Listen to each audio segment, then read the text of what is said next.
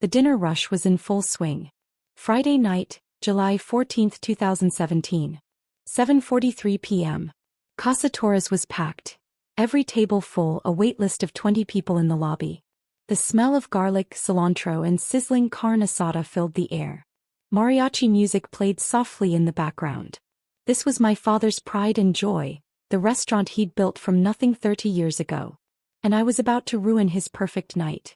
I'd been working the line for 6 hours straight. My station was pasta and seafood. I was responsible for the camarones alla gillo, the pescado alla veracruzana, the fettuccine poblano. We were slammed. Tickets were printing faster than we could plate. That's when I made the mistake. Table 14 had ordered the pescado, our signature whole red snapper in a tomato-based sauce. I'd made it 1,000 times. But tonight, exhausted and rushing, I plated it with cilantro lime rice instead of the traditional white rice. Small mistake. Easily fixable. Except the customer at table 14 was Rodrigo Mendoza, a food critic for the Los Angeles Times. And my father saw it before it left the kitchen. Vaya. His voice cut through the kitchen noise like a knife. What is this? I looked up from the shrimp I was sautéing. My father was holding the plate I just finished, his face dark with fury. The pescado for table 14, I said. With cilantro lime rice? My stomach dropped. I made a mistake. I'll fix it. You'll fix it. He slammed the plate down on the counter. The fish slid sideways, sauce splattering. Do you know who that table is? Do you? Dad, I'm sorry. I'll remake it right now. Rodrigo Mendoza is sitting at that table. The Rodrigo Mendoza. And you were going to send him the wrong dish. The kitchen had gone quiet. Luis, our sous chef, was frozen mid-chop. The other line cooks had stopped working. Everyone was staring. It was an accident, I said quietly. Let me fix it. An accident? Maya, you've been working here for 3 years. 3 years. And you still make mistakes like this. Everyone makes mistakes. Not everyone. Carlos doesn't make mistakes. He gestured at Carlos, our headline cook. Luis doesn't make mistakes. Your brother doesn't make mistakes. There was my brother Javier. Javier had worked at Casa Torres for 5 years before opening his own place in Santa Monica. My father talked about him constantly. Javier runs a tight kitchen. Javier knows how to handle pressure. Javier made me proud. I was the daughter who couldn't measure up. I'll remake the dish, I said, reaching for the plate. My father pulled it away. No. You're done for tonight. Dad, we're in the middle of service. I said you're done. His voice was loud enough that I heard the dining room conversations pause. My face burned. I made one mistake. But I can fix it in 3 minutes. It's not just this mistake, Maya. It's every mistake. You're slow. You're sloppy. You can't handle pressure. Do you know how many times I've had to step in and fix your screw-ups? That's not fair. You want to talk about fair? He stepped closer, his voice rising. I gave you a job here when no one else would hire you. I trained you myself. I let you work the line when you barely knew how to dice an onion. And this is how you repay me? By embarrassing me in front of the most important critic in Los Angeles. Tears stung my eyes. I refused to let them fall. Not here. Not in front of everyone. I'm sorry, I said, my voice barely above a whisper. Sorry doesn't cut it. You know what your problem is, Maya? You don't have what it takes. You're not cut out for this business. I don't know why I thought you could be. The kitchen was dead silent. 40 customers in the dining room could probably hear every word. Get out, my father said. What? Get out. You're fired. Take off your apron and leave. I stared at him. Dad, you can't be serious. Do I look like I'm joking? You're useless in this kitchen. You're a liability. I can't afford to have you screwing up my reputation. Something inside me cracked. Fine. I untied my apron, balled it up and threw it on the counter. My hands were shaking. My whole body was shaking. I hope it was worth it, I said. What? This. Humiliating me in front of everyone. I hope it was worth it. I walked past the line cooks, past Luis who wouldn't meet my eyes, past Carlos who looked uncomfortable. I walked through the dining room where 40 customers pretended not to stare. I walked past my mother at the host stand, her face stricken. Maya, she started. I kept walking. I got in my beat-up 2008 Toyota Corolla and drove to my apartment in Echo Park. I sat in my car for 20 minutes, too numb to move. Then I went inside, lay on my bed and finally let myself cry. My phone rang at 11:30 p.m. My mother. Mija, are you okay? Did he send you to call me? No. He's still angry. But Maya, you know how he gets during service. The pressure. Don't defend him, Mama. I'm not defending him. What he did was wrong. But he's your father. He loves you. He has a funny way of showing it. She sighed. Come by tomorrow. Talk to him. He'll have calmed down by then. No. Maya. I'm not coming back, Mama. Not tomorrow. Not ever. Don't be dramatic. Where else are you going to work? That question stung because it was valid. I dropped out of college to work at Casa Torres. I had no degree, no other experience. Restaurant work was all I knew. I'll figure something out, I said. Mija, be reasonable. Good night, Mama. I hung up. For the next 3 days I sat in my apartment applying to every restaurant job I could find. Line cook, prep cook, dishwasher, I didn't care. I just needed work. On day 4 I got a call from a small Italian restaurant in Silver Lake called Lucia's. The owner, an older woman named Lucia Rossi, needed a line cook. You have experience? She asked during my phone interview. 3 years at Casa Torres. Torres? The Mexican place in East LA? Good food. Why did you leave? Creative differences with the owner. She laughed. In this business that usually means family drama. Let me guess, your father? I hesitated. Yes. My son worked for me for 2 years before I fired him. Couldn't take criticism.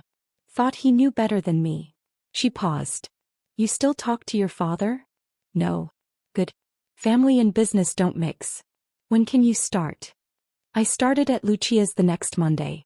The pay was terrible, $14 an hour, barely enough to cover rent.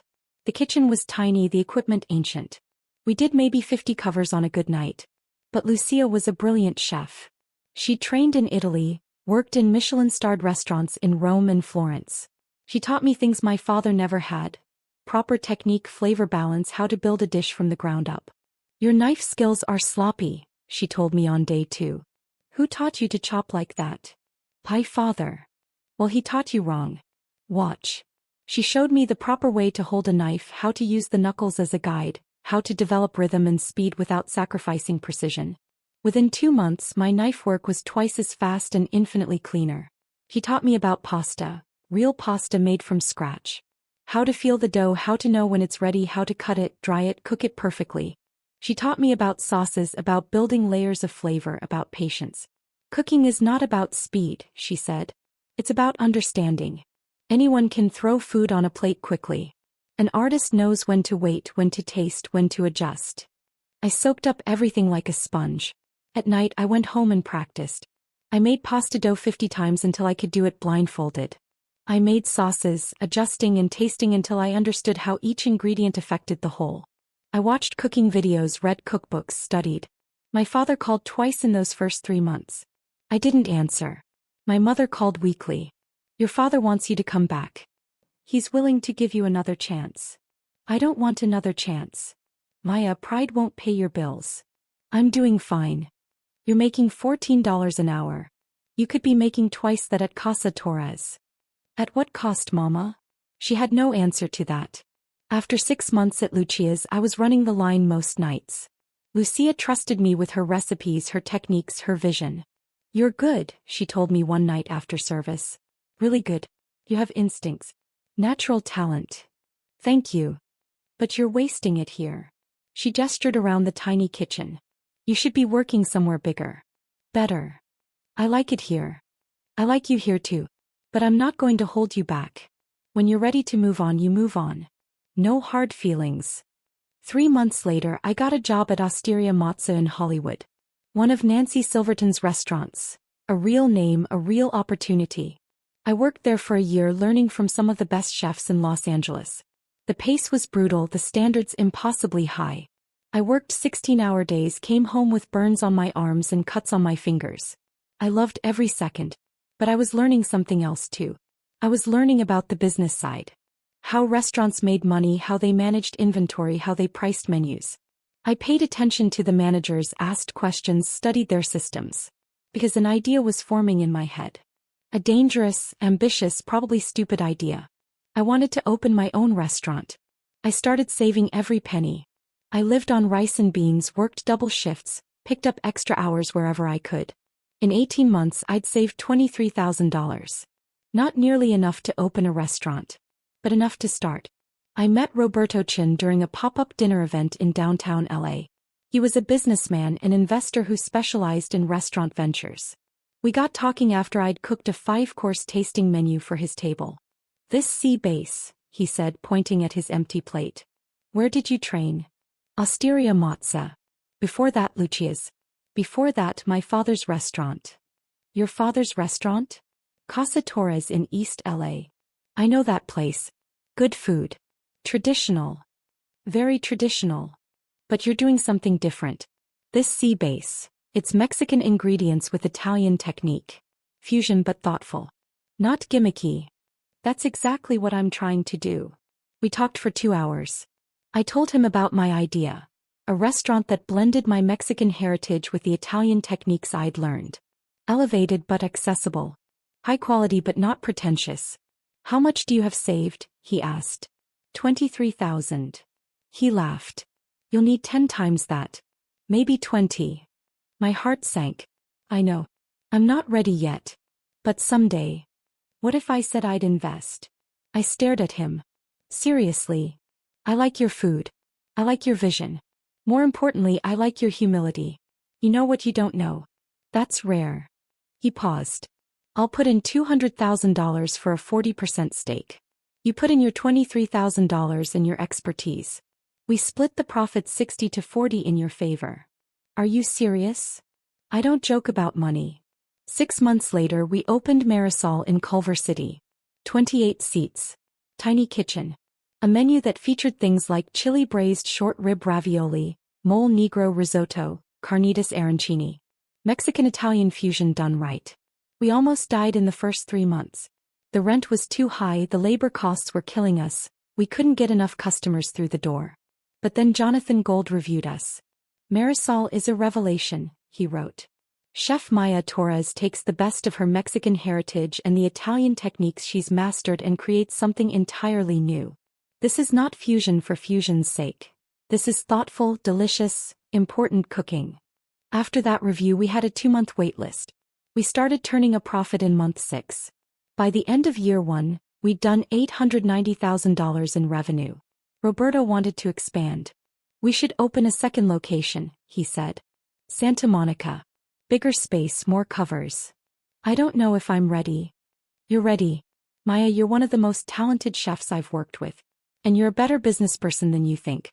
Let's do this. We opened Marisol Santa Monica 18 months after the first location. Then came Marisol Downtown. Then Marisol Pasadena. By year 4 I had 7 restaurants across Southern California. We were doing $8.3 million in annual revenue. By year 6 I had 12 restaurants. We'd expanded to San Diego and Orange County. Revenue hit $18 million. I was 29 years old. My father never called. Not once in those 6 years. My mother did occasionally. She told me about Casa Torres. How business was steady, how my father had hired a new line cook, how Javier was thinking about opening a second location in Westwood. She never asked about my restaurants. I think it was too painful for her to acknowledge that I'd succeeded without them. In year 7 I got a call from a commercial real estate broker named Susan Park. Miss Torres, I have a property that might interest you. A restaurant space in East LA. The current owner is looking to sell. I'm not looking to expand into East LA, I said. It's Casa Torres. I froze. What? Casa Torres. The Mexican restaurant on 4th Street. The owner is looking to retire. He's asking $2.1 million for the business, property, and all assets. My heart was pounding. Why is he selling? He's getting older. Business has been declining for the past few years. Competition in the area has increased. He wants to sell while he still can. Who's the owner? Eduardo Torres. I believe he's my father. Silence on the other end. I see, Susan finally said. This might be complicated. Does he know you're calling me? No. I'm calling every restaurant operator in Southern California. Your company came up because of your expansion success. I had no idea about the family connection. I sat back in my chair. Casa Torres. The restaurant where I'd learned to cook, where I'd been humiliated, where I'd been fired. The restaurant my father loved more than he'd ever loved me. Send me the financials, I said. The numbers were worse than I'd expected. Revenue had dropped 35% over the past 3 years. The property needed significant repairs. Equipment was outdated. They were barely breaking even. But the location was prime. The building itself was worth at least $1.4 million. The business, even struggling, had name recognition and a loyal customer base. It was worth buying. But more than that, and I wasn't proud of this, I wanted it. I wanted to own the place that my father had chosen over me.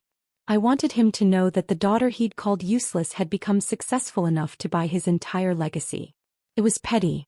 It was vindictive. I didn't care. Make an offer, I told my lawyer Richard Chin, Roberto's cousin. $1.8 million. All cash. 30-day close. That's $300,000 under asking. Their financials are a mess. They'll take it. 3 days later, Susan called back. They accepted. But Eduardo wants to meet the buyer before he signs. No. Miss Torres, it's a reasonable request. Tell him the buyer wants to remain anonymous until closing. That's non-negotiable. She sighed. I'll try. My father pushed back. He wanted to know who was buying his restaurant, wanted to meet them, wanted assurances they'd maintain his legacy. I held firm. Anonymous buyer or no deal. Finally, his lawyer convinced him. Eduardo, you're in no position to be picky. You have one serious offer. Take it. The closing was scheduled for October 23, 2024. 2 p.m. at Richard's office in Century City. I dressed carefully that morning. Black Armani suit. Louboutin heels. My hair pulled back in a sleek bun. I looked like exactly what I was. A successful restaurateur worth $4.7 million on paper.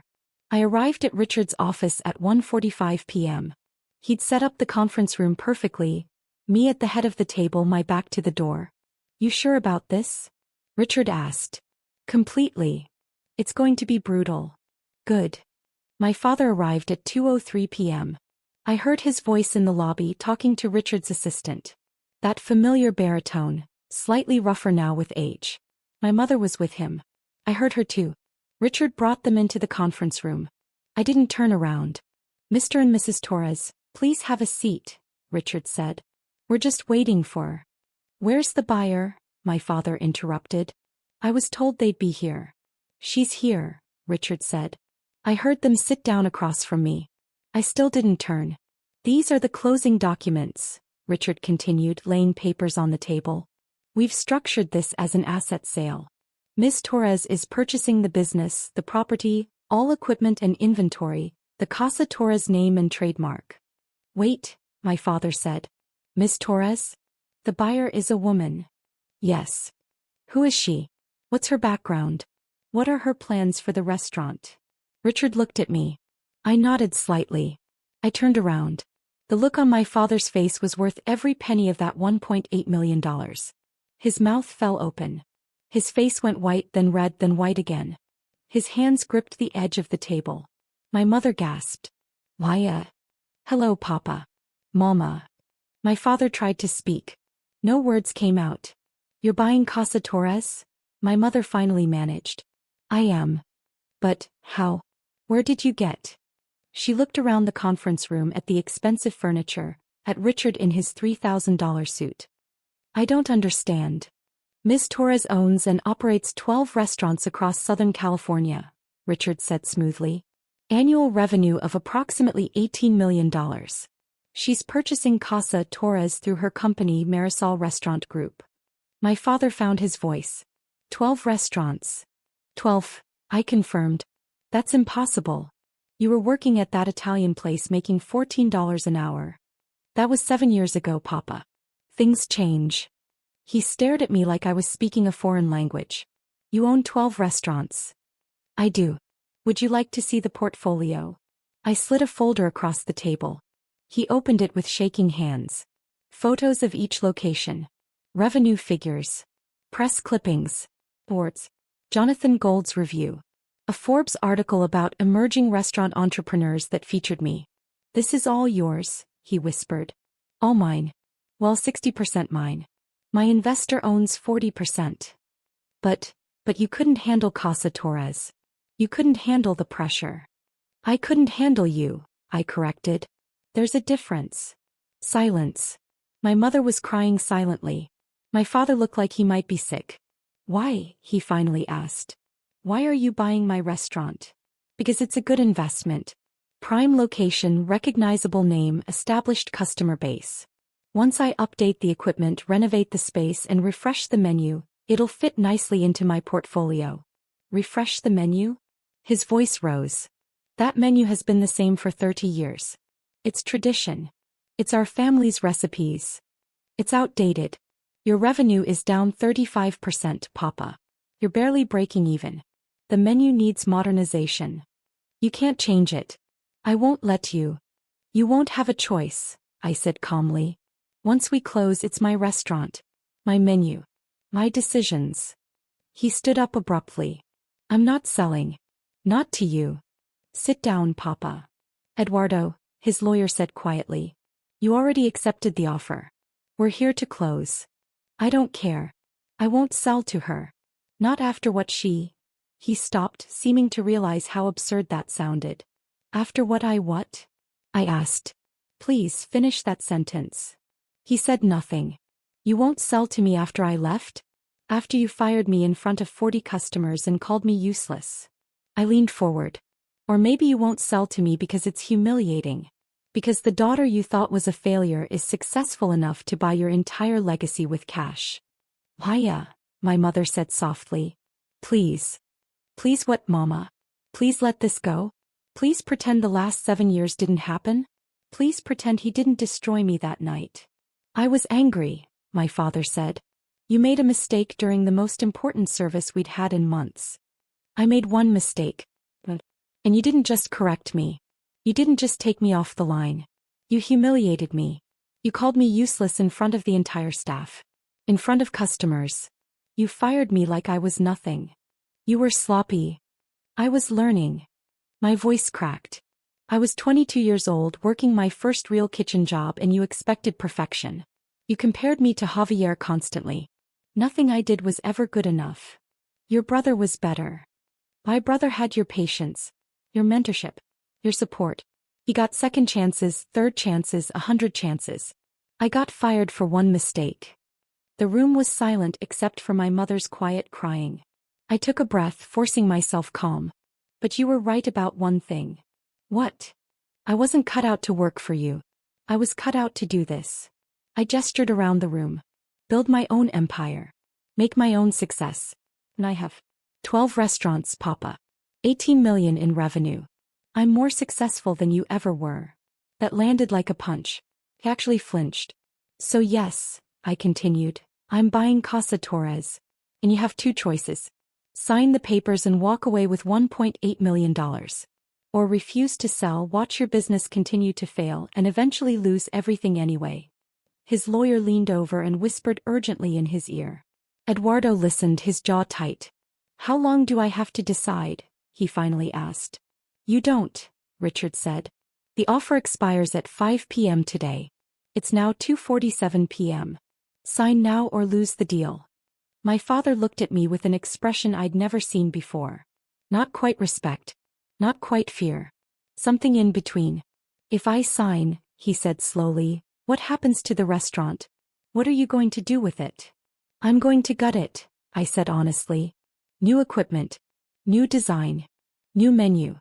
I'll keep some of your traditional dishes, the ones that are actually good. But I'm going to modernize it, elevate it. Make it relevant again."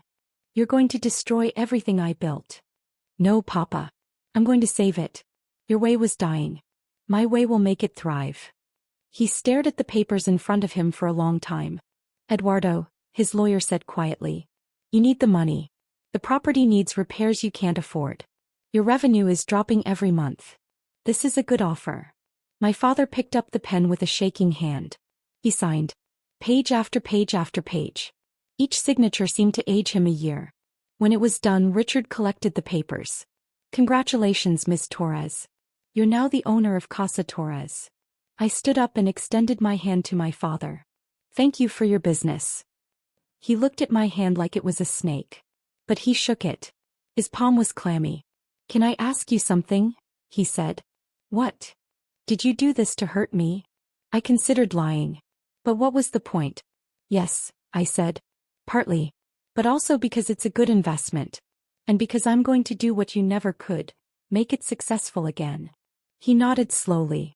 I suppose I deserve that. You deserve a lot more than that. My mother stood up. Maya, can we talk? Please. I don't think there's anything to say, Mama. Please. 5 minutes. Just you and me. I looked at Richard. He nodded. I'll finalize the paperwork with Mr. Torres and his attorney. I followed my mother out to the hallway. She was still crying. I'm sorry, she said immediately. For all of it. For not standing up for you that night. For not defending you to your father. For not being a better mother. Okay. Is that all you can say? Okay. What do you want me to say, Mama? That it's fine? That I forgive you? I don't. Not yet. What can I do? Nothing. There's nothing you can do. The damage is done. You're my daughter. Then you should have acted like it 7 years ago. I softened slightly. Look, I don't hate you. I'm not trying to hurt you. But I'm also not going to pretend everything is fine. You stood by and watched him destroy me. You chose him over me. That's not something I can just forget. I was scared, she whispered. Your father, when he gets angry. I didn't know what to do. You could have called me. You could have checked on me. You could have told me you believed in me. I do believe in you. Look at what you've accomplished. Now you believe in me. Now that there's proof. But then, when I was struggling and needed you, you didn't believe in me then. She had no answer for that. We stood in uncomfortable silence. Are you really going to change everything about the restaurant? She finally asked. Yes. Your father's recipes, they're our family history. Then maybe you should have treated me like family when it mattered. She flinched. That's cruel. Is it? Is it more cruel than watching your husband fire your daughter and saying nothing? Than choosing his pride over her well-being? I was in an impossible position. No, Mama. You were in an uncomfortable position. There's a difference.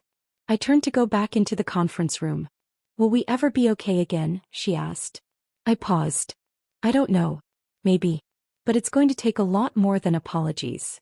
Inside, the paperwork was finished. My father was standing by the window staring out at the city. His lawyer was packing up. We're done here, Richard said. The property is officially yours, Miss Torres. Thank you, Richard. My father turned around. I have one request. What? Let me stay on for 30 days. To help with the transition. To train your staff on the recipes. No. Maya, please. Those recipes are 30 years of work. My mother's recipes, my grandmother's. I have your recipes, Papa. You left a complete recipe binder in the kitchen. I don't need you to train anyone. But. No. We're done. You have 30 days to clear out your personal belongings. After that, the property is mine and you're not welcome there. He looked like I'd slapped him. You really hate me that much? I don't hate you, I said honestly. But I don't trust you. And I don't need you. That's what you never understood. You thought I needed Casa Torres, needed your approval, needed you. But I built 12 restaurants without any of that. I don't need you now. I picked up my bag. The wire transfer will complete in 48 hours. After that, we're done. No more contact unless it's through lawyers. Maya. My mother started. Goodbye, Mama. Papa. I walked out of that conference room with my head high. The renovation of Casa Torres took 4 months. I gutted everything. New kitchen equipment. State-of-the-art everything. New dining room. Modern Mexican aesthetic, warm but upscale. New bar with a serious mezcal program. And a completely new menu. I kept 5 of my father's traditional dishes. The ones that were genuinely good. The mole poblano, the cochinita pibil, the chiles rellenos. But I elevated them. Better ingredients, refined techniques, beautiful plating. The rest of the menu was mine. My vision. Mexican-Italian fusion, the style I'd become known for. Chili braised short rib ravioli. Mole negro risotto. Carnitas arancini. Tequila lime scallops with corn puree. I hired a new staff. Young, hungry cooks who wanted to learn. I paid them well, $18 an hour to start, health insurance, paid time off. I created the kitchen environment I'd always wanted. Casa Torres, now rebranded as Casa Marisol, reopened on March 15, 2025. The reviews were incredible. Maya Torres has taken her father's legacy and transformed it into something extraordinary, wrote Patricia Escarcega in the LA Times. This is not your traditional Mexican restaurant. This is elevated, innovative, exciting. And it's packed every night. We had a 3-month waitlist within 2 weeks. Revenue in the first year hit $2.4 million. We were the most profitable location in my entire portfolio. My father never came by. Never called. Never acknowledged the restaurant's success. My mother called once, 6 months after we opened. I drove by Casa Marisol, she said. There was a line out the door. Yes. We're doing well. Your father heard about it. About how successful it is. Good. He won't admit it, but I think he's proud. In his way. I don't need his pride, Mama. I never did. I know. I just thought you should know. We talked for a few more minutes about nothing important, then hung up. A year after opening Casa Marisol, I was featured in Forbes as one of the 30 most promising entrepreneurs under 30. The article detailed my journey, from being fired by my father to building a $24 million restaurant empire. Some people are motivated by encouragement, I told the interviewer. I was motivated by being told I was useless. It gave me something to prove. The article went viral in the restaurant industry. My phone rang 3 days after it published. Unknown number. I almost didn't answer. Why? My father's voice. I should have hung up. But curiosity got the better of me. What do you want? I read the article. In Forbes. Okay. You told them I fired you. You told them I called you useless. I did. It's the truth. Silence. Was that necessary? He finally asked. Did you have to humiliate me publicly? I laughed. It came out bitter. You humiliated me publicly 7 years ago, Papa. In front of 40 customers. Remember? That was different. How? How was that different? I was angry. It was in the moment. You deliberately told a reporter. I told a reporter the truth. I'm sorry if the truth is embarrassing for you. Maybe you should have thought about that before you fired me in front of everyone. I gave you a job when no one else would. I earned that job. I worked there for 3 years. And you threw me away like I was nothing. You made mistakes. Everyone makes mistakes. I was shouting now. But you never gave me the same grace you gave Javier. You never gave me a chance to learn, to grow, to prove myself. You decided I was useless and that was it. I was wrong. That stopped me. What? I was wrong, he repeated, his voice quiet. About you. About firing you. About all of it. I didn't trust myself to speak. You built something incredible, he continued. 12 restaurants. Millions in revenue. National recognition. You did what I couldn't do. You actually succeeded. Is there a point to this call, Papa? I want to apologize. 7 years late. I know. I know I'm late. But I'm trying, Maya. I'm trying to admit I was wrong. Hey. You admitted it. Is that all? Can we talk? In person? Can I see you? Why? Because you're my daughter. Because I miss you. Because I want to make things right. I closed my eyes. Part of me, the part that was still 22 years old and desperate for her father's approval, wanted to say yes. But the rest of me, the part that had built an empire without him, knew better. I don't think so, I said. Paya, please. You had 7 years, Papa. 7 years to call, to apologize, to acknowledge what you did. You stayed silent. You only called now because I'm successful. Because I made Forbes. Because now I'm worth acknowledging. That's not fair. Isn't it? If Forbes had written that I was still working at Osteria Mozza making $18 an hour, would you have called? Would you have apologized then? He didn't answer. That's what I thought, I said. You're not sorry you fired me. You're not sorry you called me useless.